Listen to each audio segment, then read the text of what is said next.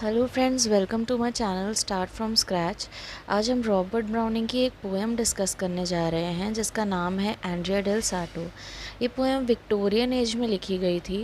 Victorian age नाम इसको इसलिए दिया गया है बिकॉज़ उस टाइम पर यूनाइटेड किंगडम की क्वीन विक्टोरिया थी और ये क्वीन रही 1837 से 1901 तक। रॉबर्ट ब्राउनिंग की पोएम एंड्रिया डेल साटो एक ड्रामेटिक मोनोलॉग है।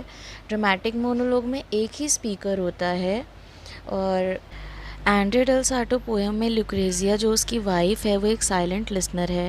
एंड्रिया डेल साटो फ्लोरेसेंस में रहता था और उसको अपॉइंट किया गया था पेंटर के तौर पर बाय फ्रांसिस। ये किंग था फ्रांस का।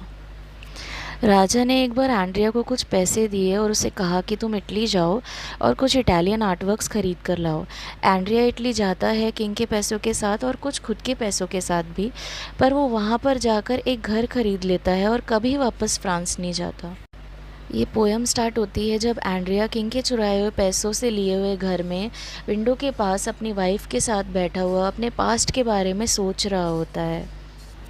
वो अपने करियर के बारे में सोच रहा होता है और रेग्रेट फील कर रहा होता है कि मटीरियलिस्टिक चीज़ों की वजह से वो अपना प्रॉमिस एज एन आर्टिस्ट पूरा नहीं कर पाया।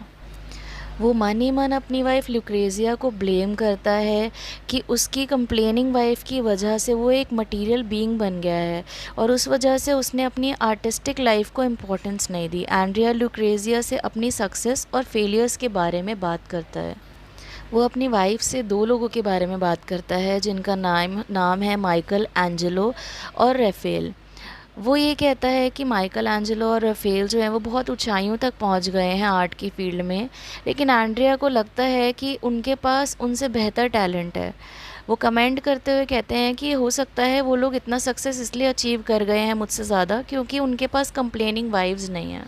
एंड्रिया जब ये सब चीज़ों के बारे में सोच रहे होते हैं उस टाइम पर वो अपने करियर के फाइनल स्टेज पर होता है और ऑन द अदर हैंड उसकी बीवी जो लुक्रेजिया है उसका एक लवर है जो लुक्रेजिया का कज़न ही है और वो उसको अपने पास आने के लिए बार बार बुलाता रहता है।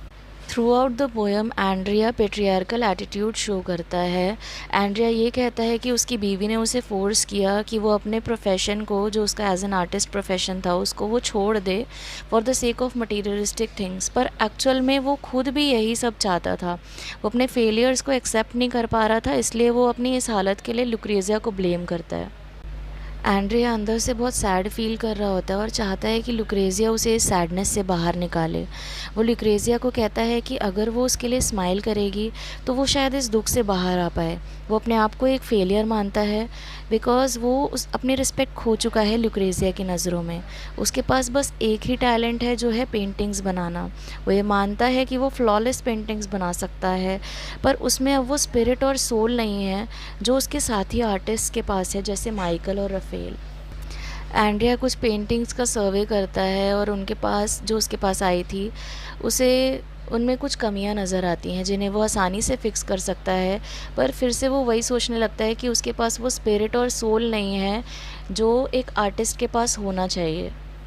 एंड्रिया अपने पास्ट के बारे में सोचता है कि बहुत साल पहले उसने फ्रांस की जिस राजा के पास काम किया था और उस टाइम उसके काम से एंड्रिया खुद और लुक्रेजिया दोनों बहुत प्राउड फील करते थे।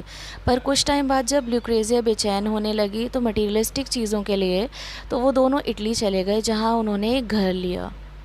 वो ये होप करता है कि उसकी आने वाली जनरेशन्स उसे उसकी चॉइसेस के लिए माफ़ कर दें।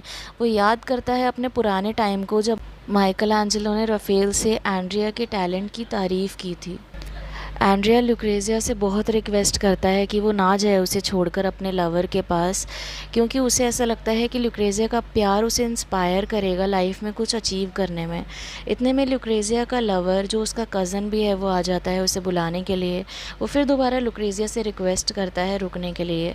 एंड्रिया को ये बात भी पता होती है कि लुक्रेजिया के लवर के ऊपर कुछ लोन्स हैं, तो वो लुक्रेजिया को बोलता है कि अगर तुम मेरे साथ रहोगी तो मैं तुम्हारे लवर के लोन्स चुकाने में हेल्प करूँगा तुम्हारी। पर लुक्रेजिया उसके ऑफ़र को रिजेक्ट कर देती है। एंड्रिया लुक्रेजिया को कुछ पैसे देकर उसके लवर के साथ उसे भेज देता है। एंड्रिया सोचता है कि उसने फ्रांस लुक्रेजिया के लिए छोड़ा, अपना आर्टिस्ट का काम भी उसके लिए छोड़ा, पर लास्ट में वो सोचता है कि लुक्रेजिया का साथ देना, लुक्रेजिया की बात मानना उसकी चॉइस थी। एंड्रिया डेल साटो पोएम एक हारे हुए आदमी के थॉट्स के बारे में बताती है।